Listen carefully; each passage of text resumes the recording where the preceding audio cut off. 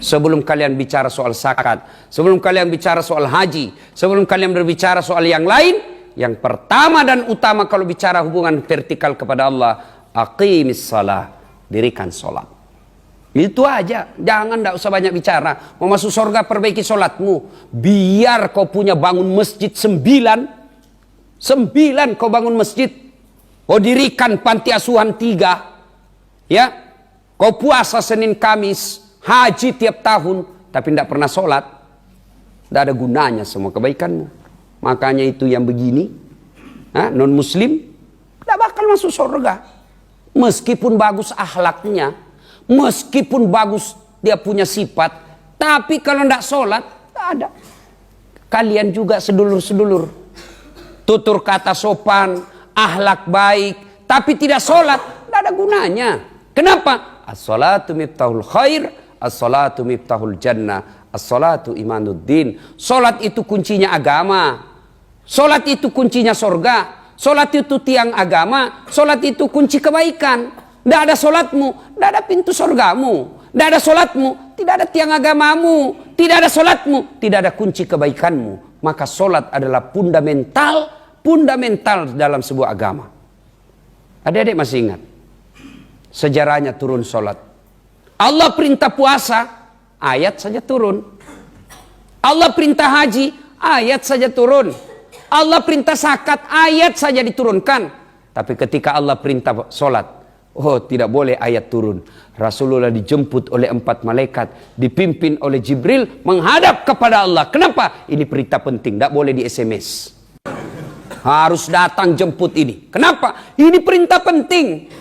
Adik-adik tidak puasa tetap Islam, tidak zakat tetap Islam, tidak haji tetap Islam, tidak bayar zakat tetap Islam, tapi tidak sholat, kafir kalian. Bahkan Imam Syafi'i menjelaskan, menurut mazhab Syafi'iyah, orang tidak sholat haram disolati kalau dia mati. Jadi kalau tidak sholat, tidak ada cerita. Sudah. Nih Ahwat, kau mau lihat jodoh, milih jodoh, biar cakep, yang penting baik sholatnya. Daripada sudah jelek, hancur mukanya, tidak sholat lagi, beleng-beleng. Kau juga cowok, biar cantik, yang penting sholat. Daripada sudah jelek tidak sholat, ngapain? Ayo, itu sholat dek. Kalian semua punya handphone, kan sekarang zaman digital. Iya. Andai saja sholat itu barang elektronik, maka barcode itulah sholat. Coba kalau kalian beli barang elektronik, ada semua barcode-nya toh? Cik, cik, cik, cik. Sah. Muncul lagi. Hilang lagi. Berarti sholatnya hari Jumat. Barcode-nya timbul tenggelam. Ini cewek nih banyak tidak sholat kalau selesai haid. Kasih jalata gratis dari Allah 5 hari, dia tambah 2. Bilang bapaknya, kenapa belum sholat? Biasanya kok cuma 5 hari. Belum bersih, masih ada sedikit-sedikit. Dia bilang bapaknya, kok bohong? Apa bohong pak? Saya kasih lihat. Yo, ini kalau cowok kapan banyak tidak sholat? Kalau ada sepak bola, pertandingan mulai 2:30 subuh, perpanjangan waktu 2 kali 45 menit, masih seri, adu penalti. Begitu adu penalti azan subuh, kau pilih mana? Pilih mana? Pilih mana? Pergi sholat, pret, pencitraan. Ya, kemanakan saya? Diambil sajadahnya, sholat depan televisi. Setin depan tadi. Siapa ajar gol? Dia bilang ke masjid om, ketinggalan gol. Kalau kita nonton ketinggalan gol, kita kalau pergi ke masjid. Saya nonton ketinggalan sholat, jadi saya jamak lah di depan. Ayo, adik-adik sekalian, apapun kegiatan kita berkaitan dunia, salah satu motif kalian sekolah tinggi-tinggi, tidak usah munafik, mau cari dunia. Saya sekolah jadi insinyur, saya jadi master, saya apa? Itu apa Ustaz? Kalian tuh apa? Ya supaya dapat kerja yang baik lah, hidup mapan. Siapa yang punya dunia, Dek? Siapa? Raja?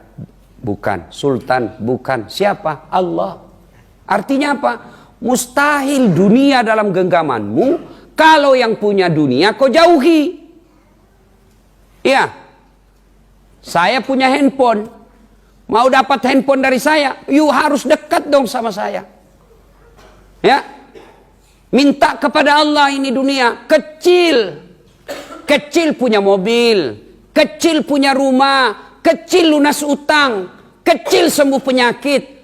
Gimana caranya? Yuk dekati Allah. Dekat lu dengan Allah. Kecil jadi sarjana. Kecil itu sekolah ke luar negeri. Kecil. Apa yang mustahil di sisi Allah? Orang bilang tidak masuk akal. Gimana caranya orang miskin mau pergi haji? Itu kalau logika pikiranmu. Allah berpikir, Allah menyampaikan, kau tidak usah bagaimana caranya deh. Tidak usah kau pikir bagaimana caranya. Caranya saya Tuhanmu yang maha kuasa. Kau tahu urusanmu, perbaiki sholatmu. Jangan ganggu orang. Saya kasih kau apa yang kau mau. Apa susahnya Allah kasih kita? Ya, adik-adik. Ada enggak perempuan hamil tidak pernah nikah? Tidak pernah disentuh laki-laki? Bisa enggak? Perempuan hamil tidak pernah disentuh laki-laki. Masuk akal enggak? Menurut ilmu kedokteran, ilmu biologi, tidak mungkin kalau tidak pernah dibuahi oleh laki-laki. Itu kata logika manusia. Tapi kalau Allah yang mau, tidak disentuh laki-laki hamil. Siapa? Siti Maryam. Lahir Isa alaihi salam. Tidak masuk akal. Kalau Allah yang mau, tidak ada yang masuk akal. Tidak ada yang tidak masuk akal buat Allah. Siti Maryam melahirkan Isa alaihi salam. Coba. Kalau Allah yang mau, tidak ada yang mustahil. Gampang bagi Allah. Gampang buat Allah. Siti Maryam, Isa alaihissalam lahir tidak pernah punya bapak. Ini alasannya orang Nasrani mengatakan, salah satu alasannya, kenapa dianggap Isa alaihissalam sebagai Tuhan? Karena dia tidak punya bapak, salah satu sebabnya. Saya bilang kalau begitu, kenapa bukan Nabi Adam bapak Tuhanmu? Adam tidak ada bapaknya, tidak ada mamanya. Lebih hebat ini Adam. Kalau Isa ada mamanya, kalau ini Adam tidak ada bapaknya, tidak ada mamanya. Lahir kalau Allah yang mau. Tidak ada mustahil di sisi Allah. Adik-adik di sini. Ini anak kos-kos. Yuk. Kalau kosanmu terbakar, tersandra dalam api, bisa hidup enggak? Kata logika enggak mungkin. Manusia kalau terbakar 70%, kalau terbakar hangus badannya 70% pasti mati. Ada manusia dibakar 100% dalam tubuhnya dalam api yang menyala-nyala besar, keluar kedinginan. Tidak masuk di akal. Siapa? Ibrahim alaihissalam. Kalau Allah mau, tidak ada yang mustahil. Keluar dia kedinginan. Maka masuk surga gampang buat Allah. Syaratnya sholat.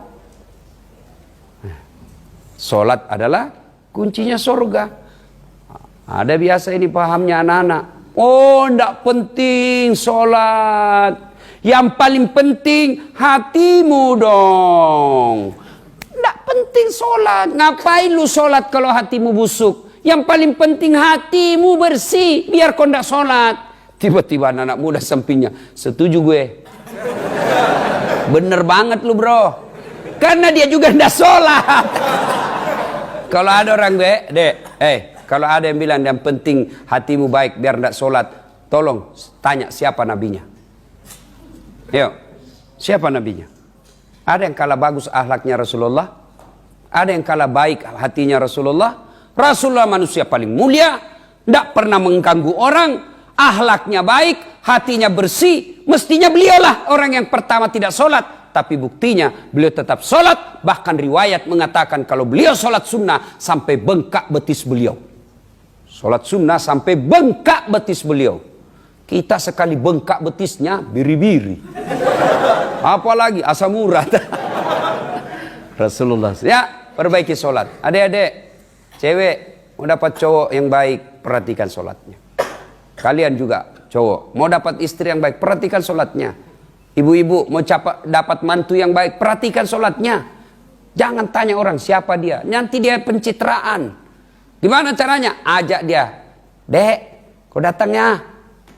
Kenapa ibu? Kau datang sholat. Kau datang. Jangan bilang sholat maghrib. Takut dia banyak alasannya. Kau datang jam 5 sore ya. Iya bu.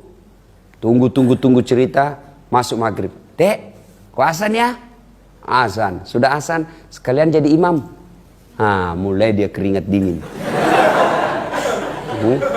Ya, perhatikan sholat. Demi Allah, kecil adik dunia. Kecil. Yang disampaikan tadi MC kan? Bukan mau takabur. Ini supaya kalian yakin. Ya, dengar gelar saya tadi itu kan banyak betul. Ya. S1 saya 2, doktor saya 2, bersamaan waktunya, satu dalam negeri, satu luar negeri. Bersamaan waktunya. Kalau tidak bersamaan waktunya gampang. Tapi bersamaan waktu, satu luar negeri, satu dalam negeri, tidak masuk akal kata manusia. Tapi bagi saya tidak ada yang tidak masuk akal buat Allah. Kalau saya tekun, masa Allah tidak kasih saya? Saya bukan mau jadi perampok. Saya bukan mau jadi rentenir. Saya hanya mau menuntut ilmu. Dan ilmu dalam agama itu wajib buat kita. Masa Allah tidak kabulkan keinginan saya? Caranya apa? Saya perbaiki sholat. Alhamdulillah bisa. Kecil jadi pegawai negeri bos, kecil. Kecil sekali itu. Apa susahnya Allah? Jadi,